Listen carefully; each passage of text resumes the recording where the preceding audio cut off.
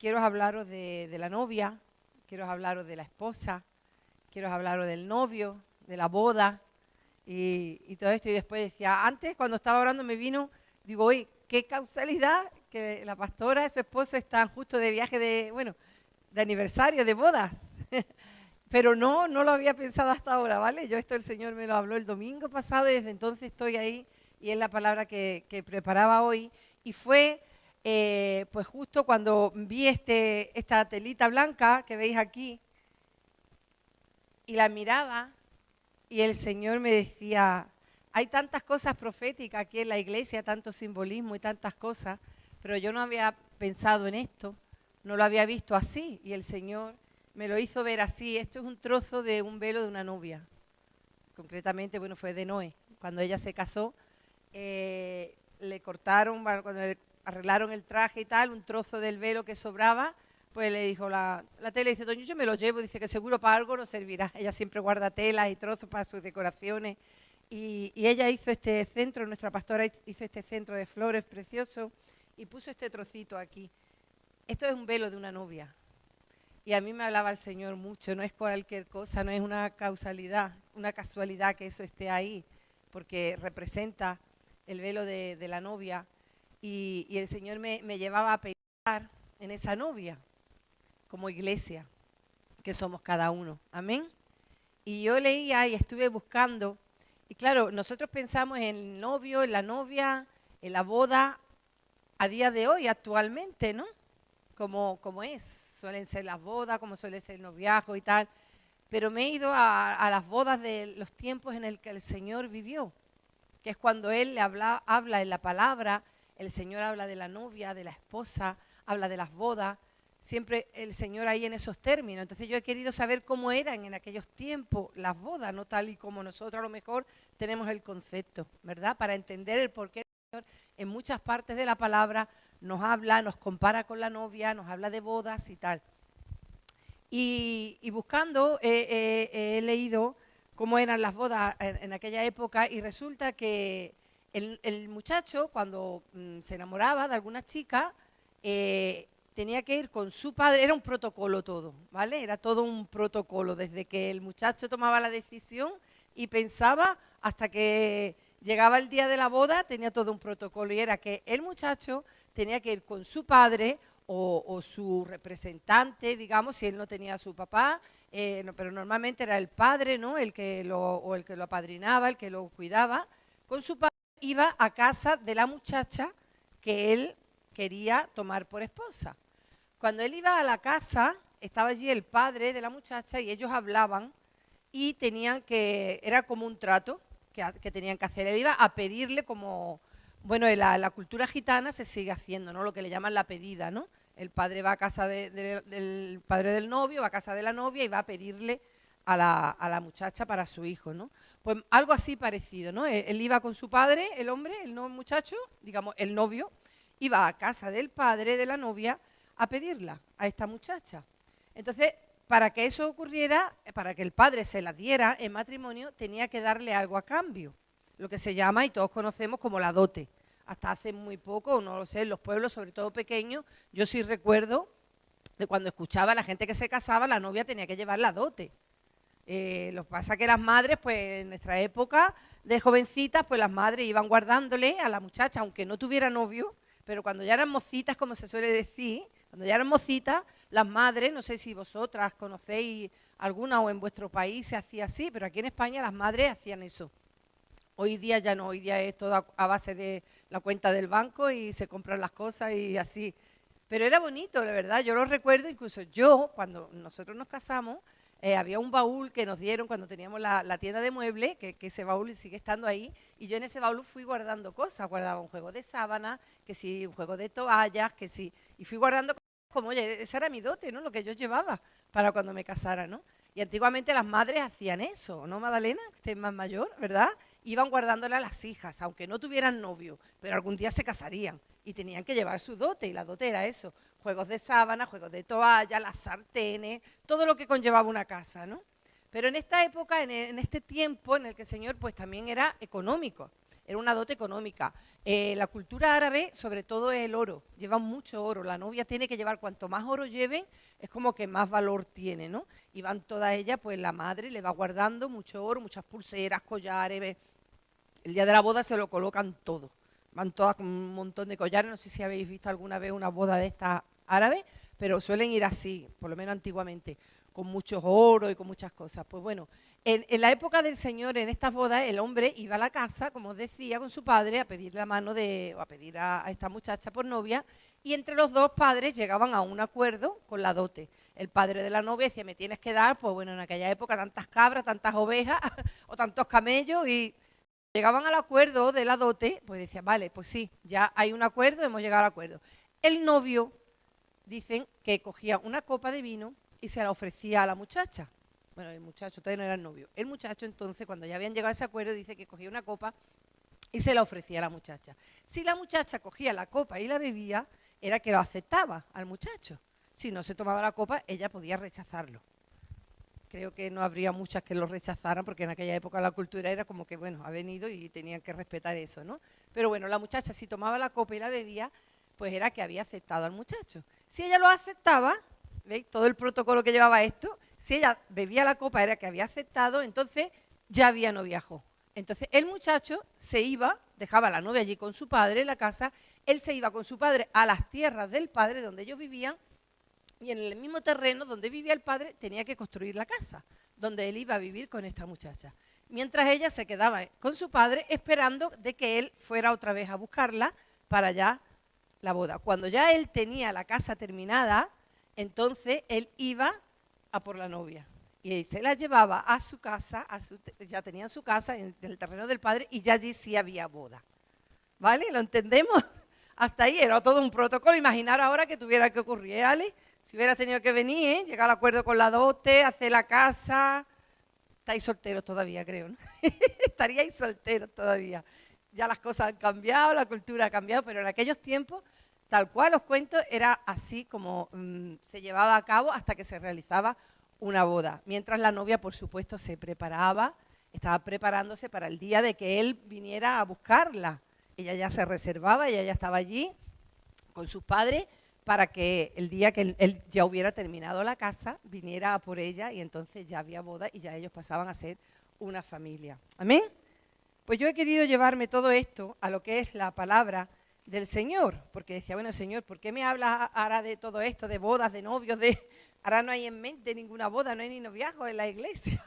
Ahora mismo, sois muy jovencitos todavía los que hay, pero bueno, todo se andará. Hay algunos que ya están en edad de noviazgo y el Señor dirigirá, ¿vale? Pero bueno, el Señor me llevaba todo esto, todo este protocolo, y yo decía, Señor, si lo miramos como iglesia, ¿verdad? A través de la palabra, sabemos que es como Dios nos ve. Dios nos habla en muchos momentos de la palabra, que somos su novia.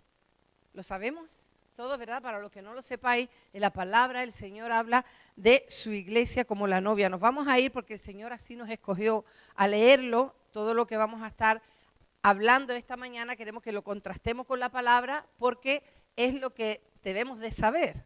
No solo que lo oigamos hoy, ¿vale? Lo que yo te cuente, como nos dice siempre la pastora, vete a la palabra, léelo para que lo entiendas y entendamos verdaderamente cómo el Señor quiere vernos en este tiempo. Amén. Vamos a leer en Efesios 5 del 25 al 27. Dice, maridos, aquí pone, es todo un ejemplo, ¿vale? Dice, maridos, amad a vuestras mujeres así como Cristo amó a la iglesia y se entregó a sí mismo por ella, para santificarla, habiéndola purificado en el lavamiento del agua por la palabra, a fin de presentársela a sí mismo una iglesia gloriosa, que no tuviese mancha, ni arruga, ni cosa semejante, sino que fuese santa y sin mancha. Ponemos otra vez el primer versículo, Charo. Maridos, amad a vuestras mujeres, y dice, está hablando aquí de un matrimonio, ¿verdad? Del esposo, de la esposa, ya ellos casados, pero como novios, como el Señor nos dice, así Cristo amó a la iglesia. Nos dice en este versículo que el Señor Jesucristo nos amó a cada uno de nosotros como un esposo ama a su esposa. Amén. Él nos ve todavía como a la novia. ¿Y la novia cómo va ataviada? ¿Cómo va vestida? Dice, el siguiente versículo, el 26. Habiéndola purificado. En aquellos tiempos las mujeres antes de casarse se llevaban unos meses incluso. Habla del perfume, se bañaban las que podían, ¿no? La economía pues también dependía mucho de la economía de cada familia, pero las que podían se llevaban 6 meses bañándose y perfumándose para el día de la boda, constantemente bañándose en perfume, para el día de la boda estar preparada. La ropa de las novias, todos sabemos, ¿verdad?, que habla de pureza, porque van de blanco, porque habla de pureza, habla de santidad, y dice, purificándola en el lavamiento del agua por la palabra. Aquí el Señor nos lleva a lo espiritual, ¿vale? En lo natural, la novia va ataviada de una manera concreta, ¿verdad?, que significa, todo tiene un simbolismo, pero el Señor nos ve a la iglesia y dice, Él nos amó a la iglesia, como el esposo ama a la esposa. Así el Señor nos amó a nosotros. Pero aún más, como en aquellos tiempos, el Señor aquí dice que nos escogió a nosotros, porque aquí habla, Él nos amó primero, dice la palabra, porque Él nos amó a nosotros primero. Fue el que nos escogió a cada uno de nosotros, amén. Y en esta mañana lo vemos como el novio, ya había escogido a la novia, a la muchacha, y va a casa de ella a buscarla. Así el Señor nos busca a cada uno de nosotros, aún dice la palabra, el Señor está a la puerta y llama, si quieres entrar y cenar con Él. El Señor está llamando a tu puerta, el Señor está llamando a mi puerta cada día para que entremos y estemos con Él. Nos habla de esa intimidad también en la palabra, amén. Y el novio va a casa de la novia y así el Señor va a nosotros. El Señor viene a buscarnos a nosotros porque quiere que seamos su iglesia, quiere que seamos su novia, amén, cada uno de nosotros. Y tenemos que estar preparados por si el Señor nos llama. Algunos el Señor ya nos llamó, algunos a lo mejor no sé si conocéis o no habéis conocido todavía íntimamente al Señor, aún los más jovencitos, aunque hayáis nacido aquí, gracias, aunque hayáis nacido en una familia cristiana no quiere decir nada, tenéis que tener ese encuentro personal cada uno con el Señor, amén. Aún en el grupo de intercesión estamos orando por eso y los jóvenes, que tengáis cada uno personalmente un encuentro con Jesucristo. Lo que va a cambiar y va a transformar vuestras vidas. Los que ya hemos tenido ese encuentro con el Señor, le hemos entregado nuestra vida, ya sabemos que somos su novia, que Él es nuestro amado, como canta también, ¿verdad? Como habla la palabra en Cantar de los Cantares, Él es el amado de la esposa, Él es el amado, el novio, y la novia está deseando estar con el novio. Amén. Aquí vemos también cuando el novio va ya a casa de la novia, ya el Señor ha venido a nosotros. El Señor ya se nos ha presentado, ya hemos tenido ese encuentro con Él. Y ya sabemos quién es Jesús para cada uno de nosotros. Él quiere llegar a un trato. Él quiere llegar a ese trato, a esa dote que tiene que pagar para poder llevarse a la novia. Y vamos a verlo, como dice la palabra en Primera de Pedro, el precio que Jesús pagó por ti y por mí. El precio que Jesús pagó por la novia. El novio llegó a un acuerdo con el padre, igual hablaron de oro, igual hablaron de plata, igual hablaron de perfumes, igual hablaron de camellos, de cabras, no lo sabemos. Pero el Señor Jesús sí sabemos cuál es el precio que pagó por su iglesia, por su amada, por su novia. Amén, dice en Primera de Pedro 18, 19. Y sabiendo que fuisteis rescatados de vuestra vana manera de vivir, la cual recibisteis de vuestros padres, no con cosas corruptibles como oro o plata, sino con la sangre preciosa de Cristo, como de un cordero sin mancha y sin contaminación. Ese es el precio que Jesús pagó por nosotros, por su amada, por la iglesia, por la novia. Él no pagó oro ni plata como en una boda. Hemos visto antiguamente cómo era el protocolo, que llegaban a ese acuerdo, el pacto que Jesús hizo con su iglesia, con su amada, con su novia, y Él pagó el precio que fue su propia sangre, para que nosotros fuésemos la novia, para que nosotros fuéramos esa iglesia. Jesús pagó un precio muy alto, pagó con su misma sangre, ¿verdad? Y no solo llegó a un acuerdo, ese pacto, ¿verdad? Nos habla de acuerdo, el acuerdo que Jesús tomó, sino que Él también nos presentó la copa, como el novio en aquellos tiempos. Cuando ya llegaban al acuerdo, los padres, ya estaba la dote hablada, ya Jesús pagó el precio. Esa dote ya Jesús la pagó. Ahora Jesús nos presenta la copa. Y lo leemos también en la palabra. Dice Lucas 22, 20.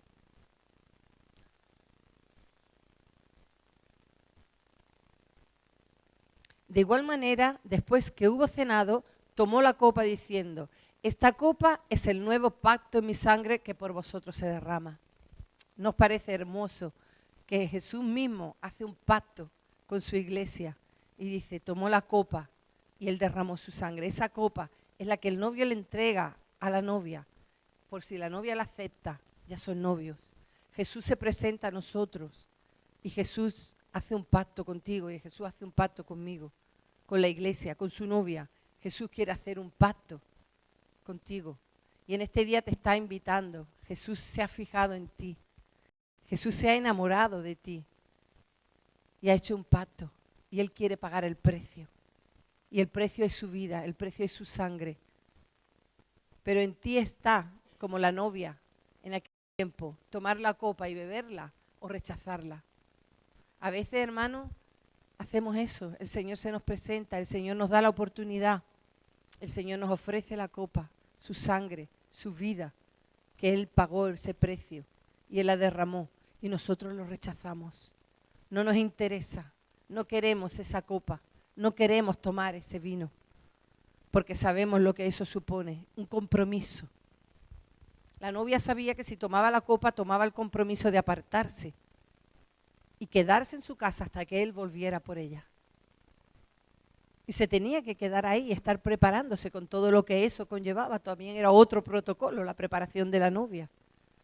Y a veces, sobre todo hoy día en la sociedad, en el mundo, lo vemos, nuestros jóvenes, no sé si os cuentan en vuestra casa, lo que viven en los institutos, lo que se ven, lo que oyen de sus propios amigos, sus propias familias. Ayer justo vino una amiguita de Leana que estuvo aquí, la invitamos a comer, estuvo con nosotros y nos contaba algunas cosas que nosotros tenía hasta que cortarla, no quería escucharla porque nos quedábamos, ¿verdad? Decía, eso, lo que oyen de sus padres, cosas fuertes y yo decía, bueno, cambiábamos el tema, es lo que viven en su casa, cosas que no son propias ni de la edad siquiera. Vemos como el mundo, como la sociedad está viviendo hoy día cosas que son fuertes, hermano, que son desagradables, que no nos traen paz a nuestra vida. Pero no está dispuesta la sociedad a comprometerse con el Señor. Es decir, sí, Señor, yo tomo de la copa, porque tú has pagado un precio muy alto, el precio más alto que puede pagarse por una novia, que es su propia vida, su sangre derramada. Jesús lo ha hecho. Y nosotros no estamos dispuestos, y no estoy hablando no solo de los no cristianos, de las personas que aún no han tenido ese encuentro. Jesús se ha fijado en ellos también, porque Jesús murió por ellos, Jesús derramó su sangre por todos, hermanos, por todos. Jesús murió por toda la humanidad, dice la palabra, no solo murió por los que venimos al culto. Los que no vienen al culto, los que son católicos, los que son musulmanes, los que son testigos de Jehová, los que son ateos, toda la humanidad.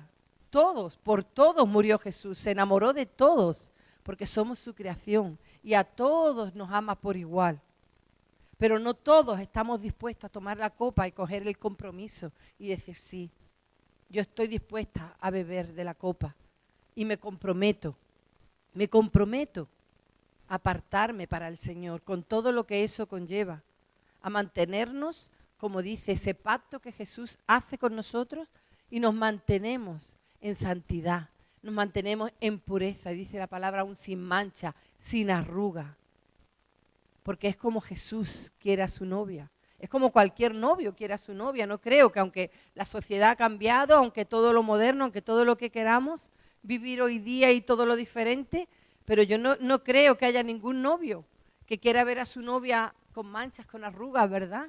Le gusta verla llegar al altar con un vestido bien bonito, bien hermoso, limpito, planchado, ¿verdad? Es más, para estrenar, a todas las novias les gusta estrenar su vestido y llegar al altar, llegar hasta la presencia del novio como debe de llegar, ¿verdad? Y saber que mientras ella se ha estado guardando para él, no ha estado con uno, hoy voy con otro, mañana voy aquí, pasado me voy de fin de semana con las amigas, ahora... Y llevan ese ritmo. Yo creo que cualquier novio quiere, no te voy a decir, hombre, que como antiguamente, ¿verdad? Que se meta en su casa y se quede. Tampoco vamos a llegar a esos extremos, ¿verdad? Nos tacharían de machistas. Bueno, ya nos tachan. Por ser cristianos ya somos machistas, homófobos, somos tantas cosas, ¿verdad? Para la sociedad. Pero en el Señor nosotros lo vemos diferente y lo vemos como algo hermoso. Yo lo veo hermoso, que una joven, hoy día en lo natural, hablo de lo natural, que una joven se aparte para su novio. No, no estoy diciendo que se encierre en su casa, no. Estoy diciendo que guarde su cuerpo, que guarde pues su moral, que guarde todo lo que sabemos que debe de guardar una mujer para su esposo. Y se guarde en santidad, se guarde en integridad para el día de la boda, para su esposo. Eso es bonito, eso es hermoso vivirlo. Y los jóvenes debéis de tenerlo en cuenta para el día que os llegue ese momento, porque es algo bonito y además Dios lo instituyó y es así. Pero lo espiritual también, hermanos, el Señor nos lleva en esta mañana a lo espiritual, que como su amada, como su novia, que Él ya nos ha escogido y que Él quiere que seamos su novia y Él quiere ser nuestro amado, Él quiere que nos apartemos para Él. Porque el Señor dijo que un día volvería. Porque ¿qué hizo el novio cuando ella aceptó? En nosotros está aceptar o no aceptar a Cristo. Si tú en tu corazón ya has aceptado a Cristo, ahora te queda esperar a que Él vuelva. Y la palabra habla que Él volverá por su iglesia. Amén.